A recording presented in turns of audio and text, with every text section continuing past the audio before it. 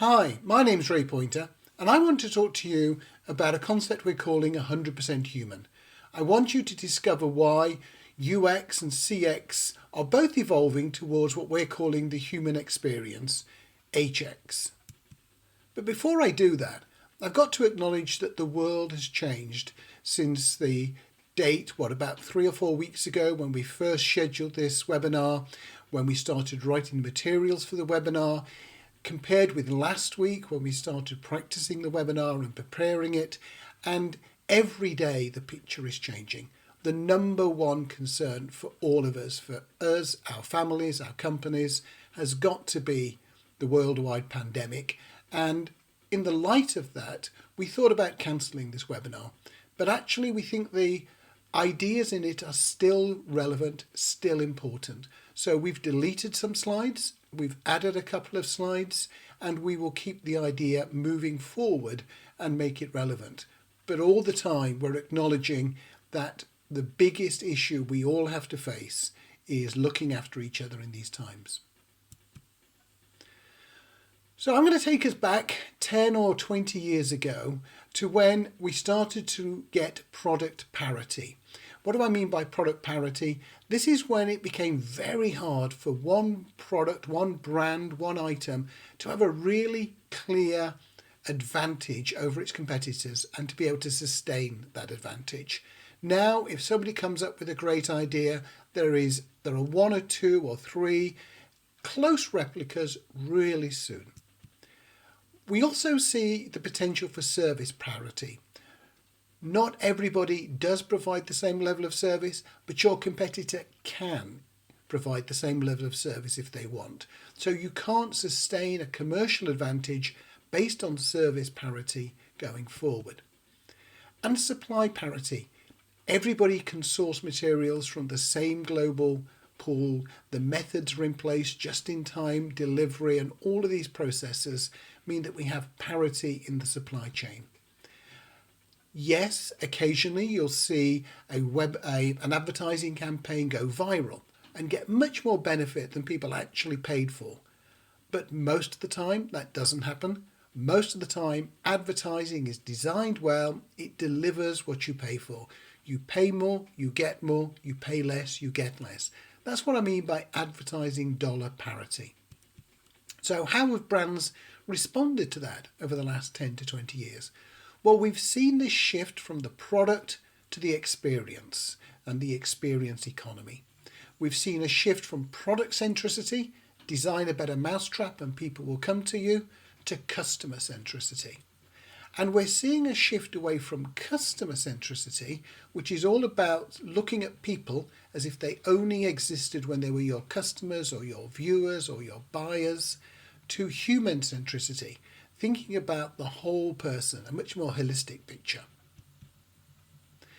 We do know that over the last few years, the experience brands have been succeeding. And here are just a couple of examples. Best Western Hotel. They started a campaign to create hotels with more personality, and it generated £11 million in the first year, plus an increase in NPS. Virgin Atlantic did an ethnographic study. They looked at which things were not delivering a positive experience and stopped doing them, and that saved £10 million. Now, both of these brands are going to be incredibly hard hit over the whole pandemic thing. People are not going to be going to hotels. People are not going to be flying in aeroplanes. So the belief is that those brands who've created a better experience and a better financial footing will be the ones that will be able to move forward in a stronger way. Taking a much bigger picture, we can look at the Forrester report, and they found that the CX leaders, the people really doing the customer experience well, were growing faster, 17%. And the CX laggards, the people who are not providing a great experience, were only growing at 3%. It's likely over the next quarter that brands are going to see things like a 20% decline. But again, that is going to be differentiated. Those brands that create a good experience are going to be in a better place. McKinsey Digital, again, looked at the customer experience leaders, and they grew company valuations by much more than the laggards did over a period of 10 years. And we need to be thinking forward over a period of 10 years, not just the year or 2 years that the current crisis is going to be on us, but where do the brands go beyond that? And I think the crux of the problem, and this is a phrase I've now used quite a few times over the last few months, people don't rotate around brands. It's an inside-out view. When we talk about path to purchase, or we'll do a user segmentation, Loyal Leslie, Value Viv, Status Sam, Cool Charlie, thinking about how these people relate to our brand. It's back to front. Brands rotate around people. We need to look at it from people's point of view, the whole person. So here is a graphic that my colleague Simon Harrington created, and he looked at all of the brands that he interacts with and how they rotate around him. And of course, sometimes they rotate quite closely to him, at other times they are much more distant. Many of those brands at the moment in the UK are not trading, so they're going to be further away still. But when I think about my world, the first thing that strikes me is there are no brands that are really close to me. It's my family and it's my friends. And after that, it's my colleagues and it's my neighbours. And somewhere beyond that are brands. And they rotate into my space and out of my space. So when I'm with my running friends, I will talk about Salomon and I'll talk about Saucony and Asics. When I'm with my rugby friends, I will talk about brands that relate to rugby. When I am thinking about cooking, I will think about cooking brands. But only some of the time they rotate in and they rotate out. Whereas I'm always thinking about family and friends. I'm often thinking about colleagues and neighbours. So this really sums it up from Seth Godin. Don't find customers for your products, find products for your customers. So stop thinking inside out about how do I get people to buy what I do. Start thinking about how I do things that people want or need. And this is a fantastic example. I could have picked 20 or 30 other fantastic examples. So back on 16th of March, Louis Vuitton announced that it was going to stop producing in its plants in France, its perfumes and some of its cosmetics, and start producing hand sanitizer. And it's going to give it, and it is giving it, to French hospitals free. Now that is thinking about not how do I sell perfume during a pandemic, it's saying what can I do to help my customers and indeed everybody in France during a pandemic. That is what brands need to be doing, it's what we need to be doing, it's what we are doing. This is a great quote from Simon Sinek. 100% of customers are people, 100% of employees are people. If you don't understand people, you don't understand business. So if you send an email out to all your staff saying, our employees are our number one concern, our business continuity plan is this, here is how we want you to back up your data, that shows you don't understand people.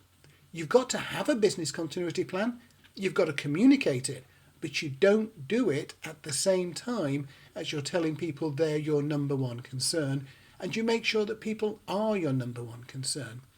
Something else from Simon Sinek, which is going to come through really strongly for the next few months, the next few years, is his concept of why. Why are you in business?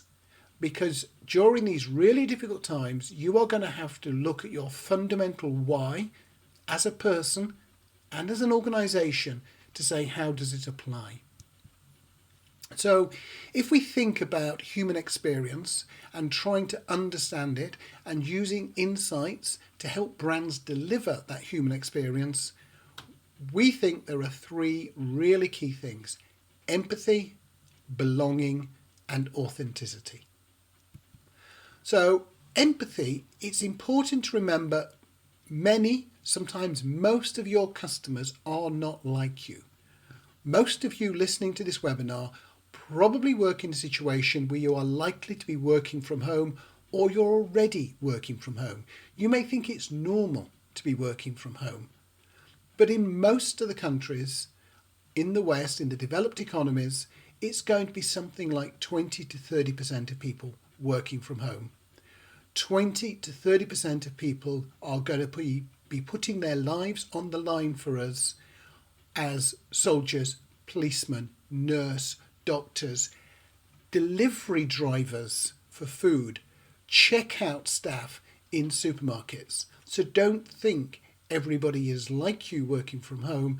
And beyond that, 40 to 60% of people are going to be at home not working.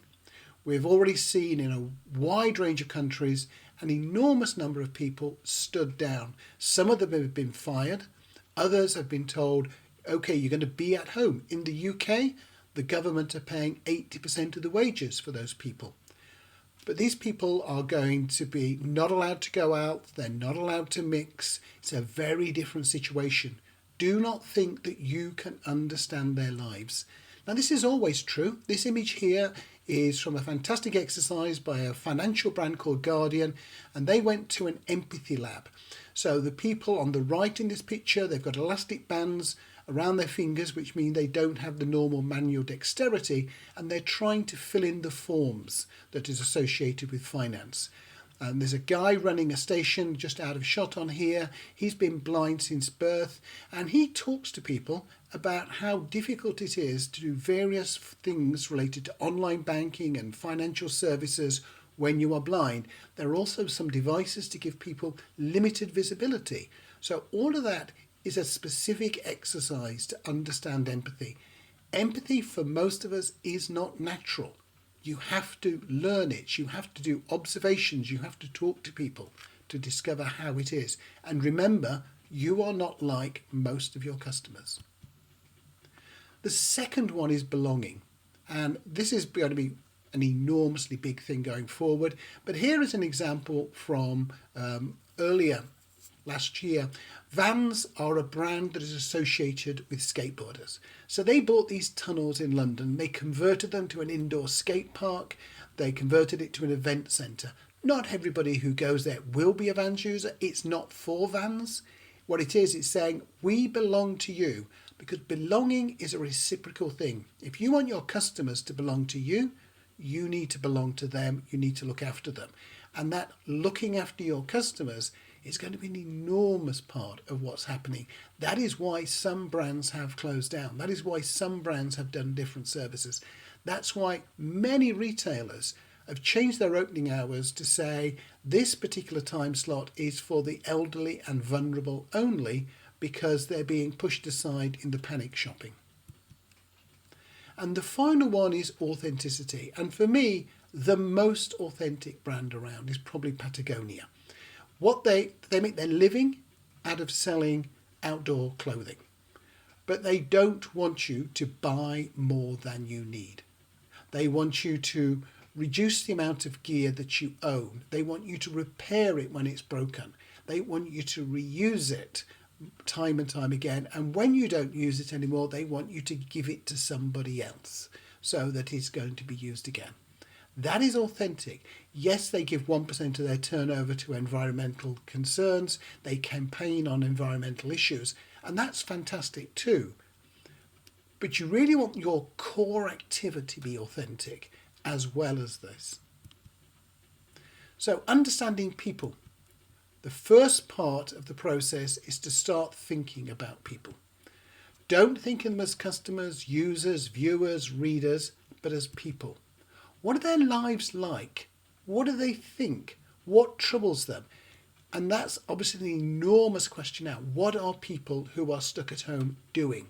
What would help them doing what they're doing? What things are worrying them? What about all of those people who are having to go out to keep transport working, to keep the water systems working, to keep the checkouts in the supermarkets working? What can we do to help them? Once you understand them, then you can help them. You can't actually send people things without knowing what it is that they need. Here's a really interesting example. So I did a webinar early in the year, and I used this slide to talk about one of my favorite brands. They're one of our customers in one of the countries we operate, not in the others.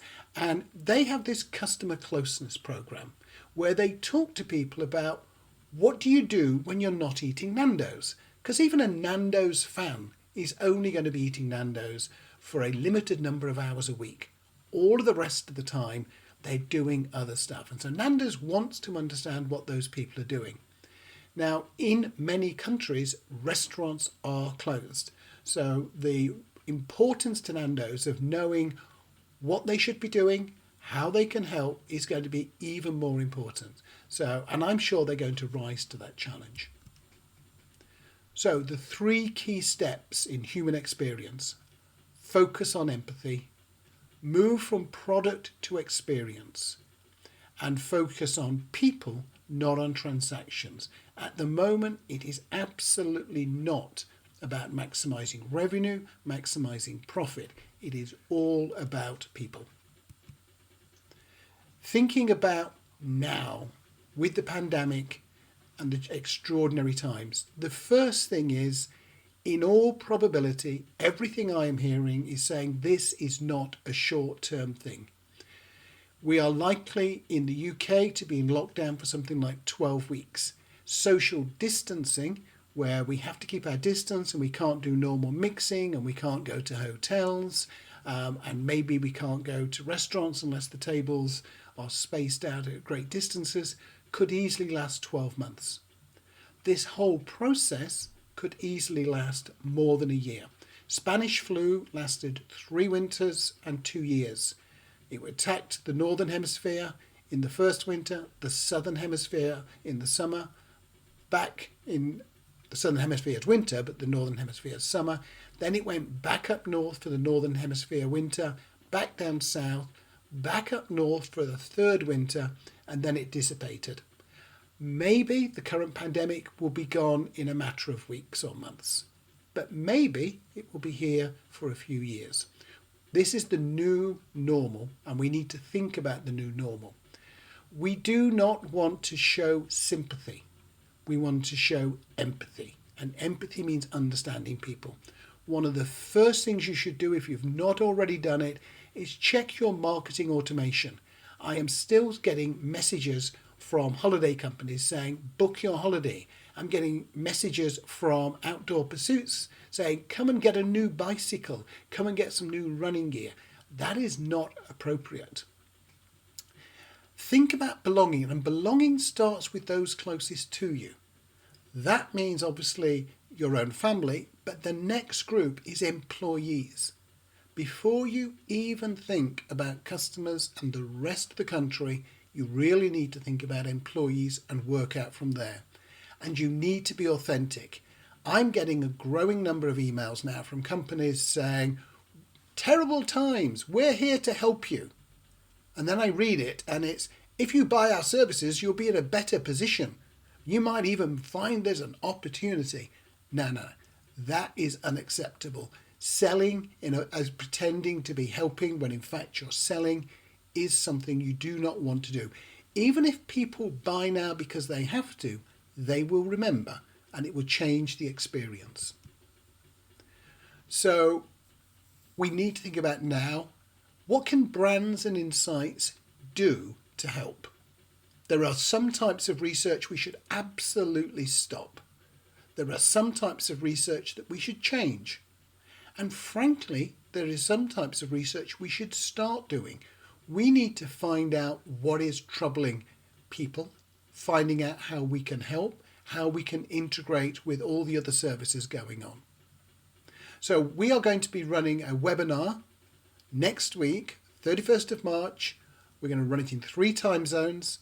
I'm going to be sharing with you my thoughts and advice based on what I've been told by the trade and associations around the world, based on discussions with client organisations, based on discussions with research organisations, and following the advice of the various government bodies. So there is going to be a presentation. I'm guessing at the moment about 20 minutes, and I'll follow that up with an extended Q&A for however long it is that you want to ask questions about, is it okay to do fintech research? Should we be doing pharma research right now? What about strategic research versus tactical research? I'm going to be very happy to cover those topics. But for the moment, that is the end of today's presentation. Please stay safe, and I look forward to your questions.